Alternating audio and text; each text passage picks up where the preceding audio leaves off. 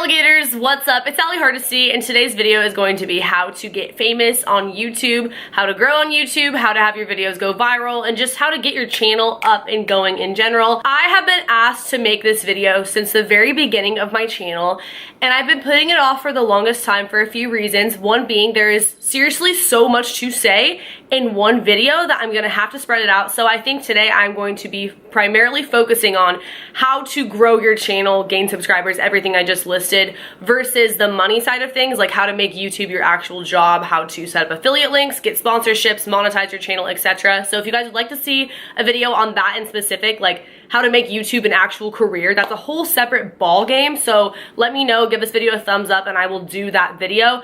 This is the second video in my series of like how to with social media vids. I did a how to get famous on Instagram video that actually is approaching 500,000 right now. So I was pretty impressed. I didn't expect it to do that well, but I guess a lot of people don't really talk about these things, or at least give like real tips. And I'm gonna admit, a lot of this is luck, but obviously it's not all luck. Like YouTubers who have gotten to the place that they're at, they got there for a reason, like they put in work. We do have control over a lot of the things that get us to go viral and grow and gaining subscribers, etc. So I'm gonna give you all my tips and tricks for what I do know and what I truly think can help you and your channel if you are making a channel or you are in the process of trying to grow the one you already have. So first things first, when you start your channel, I think you should have a reason why, something that keeps you motivated, because it doesn't happen overnight. Like you have to genuinely enjoy what you're doing, or else you're gonna get sick of it and you're gonna give up if you just expect to get famous overnight like that. These things can definitely help to speed up the process, but you just can't be disappointed right off the bat if you don't get 1 million hits on your very first video. So keep that in mind when you're getting started. You should know what you want other people to get out of your videos and what you want to get out of your videos. For example, when I started my channel, I wanted to document my life, help other people, and share my experiences. I'm pretty sure I've done that. Like, I feel very, very accomplished in that sense, and that is what matters to me. And I think that people can see that in my videos. I have shared things that other people couldn't necessarily talk about unless they went through the same thing. For example, my ADD, that's something I've struggled with my entire life. I've made videos about it, and people can see in my videos how real I'm being when talking about that subject. So a lot of people do suggest that when you make a channel, you should do like the cliche how-to videos, because people easily search those. If that's what you want to do that. But I would suggest doing something that still relates to you, so you can add your passion and your personal input to whatever you're talking about. So yeah, how-to videos, they do get hits right off the bat. I never really went that route. I didn't even actually hear that piece of advice till much later, but if you do a how-to video, it's definitely gonna show through the video if you actually care about whatever it is that you're doing a how-to video on. Don't just make a video because you think it's gonna do well or you think people would wanna see it. If that was the case, you guys, I would do a lot of certain types of videos that I've never done, or I would do more of, because I know that those are things that do well. But do what you personally have a passion for and wanna talk about and have experience with. Think of something that makes you unique and that people go to you for. If they have a question, they want to know how you have followers on Instagram. They want to know how you grew your hair out the way that you did. They want to know why you wear colored contacts and where you get them from and how you put them on, etc. If you're doing like a how-to kind of video, or if you want to do a story time, what is your go-to experience that you tell people when you meet them right off the bat? Like the craziest thing that's ever happened to you that people are genuinely interested in hearing about. Keep that in mind. Same thing with conspiracy theories. It has to be what you're genuinely passionate about and what people know you for, even if it's not on the internet yet. It could just be in your personal life, in high school, whatever it is. Don't feel awkward when filming. I promise I'm gonna get to the technical stuff later in this video, but don't feel awkward. I felt so weird talking to myself in a camera in the beginning, and it definitely showed. So think about what you notice and what you like in other creators, whether it's their editing style or the way they get really close to the camera, or the way they laugh, or they're super bubbly, or they make corny jokes, and try to incorporate that into your videos, because you know that you like seeing those in other people's videos. But be yourself. Don't try to be Jenna Marbles or Shane Dawson. Don't try to replicate someone else's content, because that's also going to show if it's not genuinely your personality. So be yourself, let it shine through your videos. It's okay to mess up. If you mess up really bad, you can easily edit it out, or you can just leave it in and it'll be funny. So have fun with it.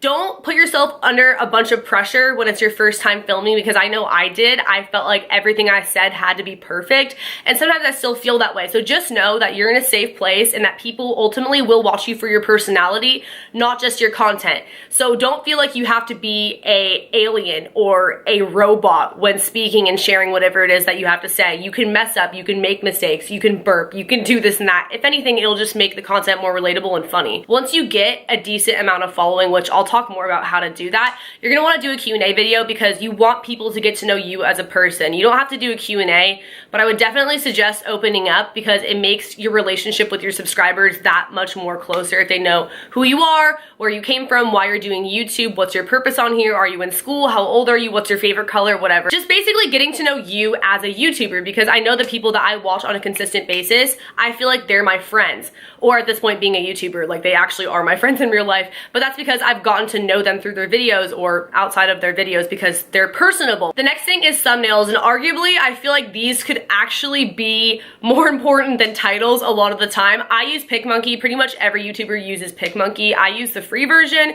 You can pay for the other thing if you want to, but I've never used it. I've never found it to be necessary, and you can just either screenshot the video or take a picture and then go on there, add emojis, edit it however you'd like to.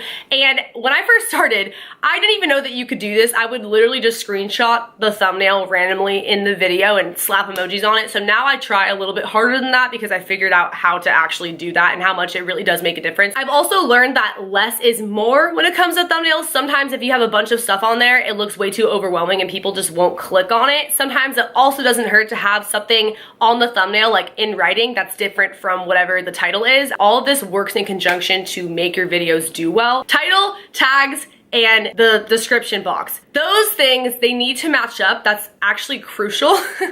I learned this not even that long ago, and it has made a huge difference in my channel, in my videos, in my ratings, etc. So if you've noticed, a lot of the time YouTubers, they will put in the first sentence of their description box something having to do with the title. For example, this video is about how to get famous on YouTube. In their title, how to get famous on YouTube. And then in their tags, one of the tags will be how to get famous on YouTube. Because when it's in all different 3 places, when you search how to get famous on YouTube, your video will most likely be one of the first ones to pop up because it makes it that much more relevant. That's why you'll see a lot of repetitive tags and description boxes and titles, because it just makes it get up there when you search it that much easier. Also, Google keywords. I just started utilizing this. Like, to be honest, I could probably do a better job with it still, but if you go to a website called Google Keywords, you type in whatever it is that your video is about. For example, I did a video about how to get famous on Instagram. Type in Instagram. Some of the top search things are how to get famous on Instagram, how to grow on Instagram, how to edit pictures on Instagram. Of course, only if they are in fact relevant to the video, you talked about them in the video, etc. All those tags would fit, so I can slap them into the tag portion of the video, and then they're in there, so if people search for those, my video is also likely to pop up. Overall, I don't think tags matter as much, but they definitely help, especially all 3 together. And I'll let you in on another little secret. I didn't even know this when I started, but I used to give credit. In fact, I still give credit if my video was inspired by another YouTuber. For example, my confronting my ex with the other woman video. I saw Carrie Dayton, who I just did a collab with like a few weeks ago. I saw her post a video with basically the same title. Obviously, I didn't steal her idea, like the same similar situation happened to me and I made a storytime video about it, but her video inspired me to tell my story. So in the description box, I put this video was inspired by Carrie Dayton, and she ended up seeing it, and I think if anything, it might have gained some traffic because people found it from her video, like it was on the sidebar, or on the sidebar when people are watching other videos on her channel. It just popped up kind of because another YouTuber's name was stated in the description. Don't do that unless the video actually has to do with them or they really did inspire you, because that's just kind of like a way to use their name to get fame and things like that. But if you actually talked about them in the video, you actually were inspired by whatever video they made, you can totally do that. It's totally fine. As well as it's just really nice and kind of like common courtesy to give someone credits if their video did inspire you. Like, I've had people do that and I think it's so sweet. I don't get mad that my name was used in it. Like, I think it's awesome. They gave me credit, and that's like what people deserve, is credit. Auto descriptions, auto tags, etc. Again, you can go over to Google Keywords and search your name, like your channel name, Ali Hardesty, and all my most popular video titles will basically come up, or other things that people commonly search with my name. Those are my auto tags. So every single video, those are automatically in there. I don't have to go and individually type all of them. Same thing with my auto descriptions. I have all my social media, business inquiries, my email address, everything looks the same. And then on top of that, I just add whatever the video is about or other added links that I want to put in there. But it creates a lot less work for you in the long run if you are going to be consistently uploading. Also, make sure that your videos upload automatically to private. I mean, you don't have to, but I didn't even know you could do that for the longest time. So literally, if I put a video live, it would go up at like 3 in the morning if that's just like when I was uploading. Didn't make any sense. So putting them on private means that you can space them out better, which is what I do now. I more commonly have like 5+ videos unlisted or private on my channel before actually making them public for people to see live, like on YouTube. So that is never a bad idea. That way you can film a lot in bulk and spread them out and then film some more. Make sure that the titles and thumbnails are interesting. It doesn't have to be super clickbaity, but make it so that people at least want to click on it, you know, make it look nice. Cross promote, post your stuff on Instagram. If you don't want to post it on Instagram to mess up your feed or whatever, post it on your Insta story. Snapchat, now you can upload pictures from your camera roll. So I'll usually screenshot the video when it goes live and upload it that way. Or you can just take a video or picture straight from your laptop or something to indicate that it's now live, the video, when you post it, because that way you get more views. Obviously, share it to Twitter. That really does make a difference, especially in the beginning if you don't really have like an active fan base. Your friends and family might still check it out, so you'll still get some views, some feedback, and some subscribers from that. And then the more you grow, people are probably going to follow your social medias from YouTube. Make sure that you're shouting out your social medias in your YouTube videos and in your description boxes like I already talked about, because those people will go over to Twitter, etc. And then if they don't have your notifications on, or if they don't really come back and actively check your channel, when you post it on your other social medias that they're following, they'll come back and they'll watch your video. So basically, cross promotion is very, very important. It definitely helps to get your videos out there, get more views, and just get more subscribers, and people who maybe were following you on one thing but not the other, they'll go over and follow you on there as well. So it's pretty self-explanatory. Collabing and networking with other YouTubers. So there is a right and a wrong way to do this. One, don't collab with people because you want their subscribers. That is so offensive. People will seriously hate you over that. It's called social climbing. Also, make friends with people first. Don't just try to collab with someone right off the bat. I have made some of the best friends ever through YouTube. Like, it's one of the most amazing ways to connect with people in the whole entire world, especially because you have that common interest with them. And so not even just collabing with that person helps to grow both yours and the other person's channel, but just bouncing ideas off of each other, helping to learn from each other. Maybe they could teach you something that you didn't know and vice versa. It's just really great to be a part of the community. So make sure that you do dive in, DM people, at them, comment on their stuff, and get to know them. Also, commenting on people's videos, believe it or not, that actually helps people to come back to your channel. But don't be that person who comments saying self-promo, check out my channel. I personally never care when people do that. Like, self-promote on my video all you want, but it doesn't really get people to come to your channel unless you did a video very similar. It's more so if you get a top comment or you're showing support, people might click on your channel and go check it out as well, because I know I always read the comments. I don't know about you guys. I've definitely subscribed to people from the comments. If you genuinely enjoy someone's video, let them know. YouTubers really appreciate that, and it helps us trend as well. So you doing that, we're gonna pay it forward probably and check out your stuff at one point or another if we notice you, and other people who notice you in the comments. So it's just a way, again, to be interactive with the YouTube community, and it kind of helps people to come across your channel and find you. So I would say that the quickest way out of everything I just said, which these things will help you get to this point, would be having a viral video. Having a video go viral. People go viral for many different reasons. I went viral for story times, conspiracy theories, and I just had like a twerking drive with me video go viral. Also, my Instagram how-to video went pretty viral. To me, viral is when a video starts getting a lot of views in a very short amount of time, like it trends and that sort of thing. People see it in their recommended section. So that can happen to pretty much any video. It's not just like certain kind of videos tend to do that. Obviously, if you're a bigger YouTuber, it happens more often, but it can happen to anyone. That is kind of when you see a peak in your subscriber count as well as your earnings, which that'll be the whole other video. Like I said, don't get used to it because YouTube fluctuates all the time when it comes to numbers in terms of money and subscriber count. So you want to keep your channel consistent. You want to be consistently posting.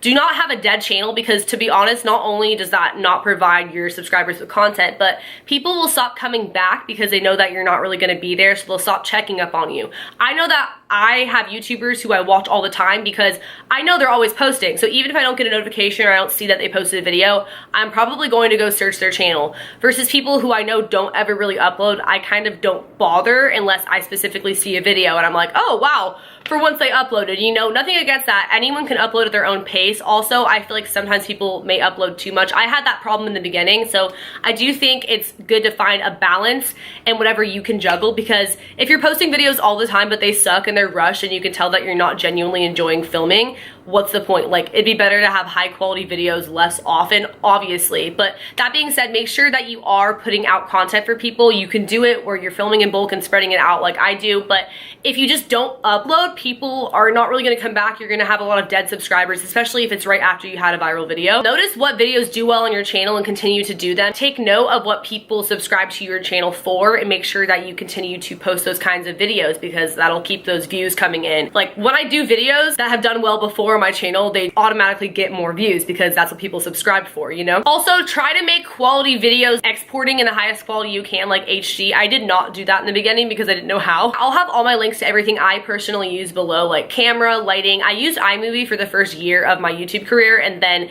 more recently I started using Final Cut Pro. iMovie is free and basically the Walmart version of Final Cut Pro, so when you do decide to upgrade and pay the $300 to get Final Cut Pro, if you ever do, you'll pretty much know how to use it because you were already basically using a low-class version of it. A lot of people film their first videos on their phone. I don't really think it makes much of a difference. A lot of my first videos that did really well were not even good quality. I didn't have lighting. I think the only thing I had was a camera, and I don't even have that nice of a camera, to be honest. This is the same camera that I've been using the entire time I've been making videos, so it's definitely not necessary. It just helps to have professional equipment in the long run. Again, I have so much more I could honestly say about this, having to do with growing, just like other little things. If you have any questions, be sure to leave them below. Also, as far as making YouTube your job, whole separate thing. I will make a video if you guys want, so give this one a thumbs up and let me know if you want to see that. Subscribe to my channel if you are new here. Turn on post notifications by hitting that bell button right next to the subscription box. Follow my social media. I have Instagram, Twitter, Snapchat, and YouNow, where I broadcast every single day. I also have a Patreon where I post exclusive videos and photos that you can't see anywhere else. And I will see you guys in the next video. Later, alligators. Bye.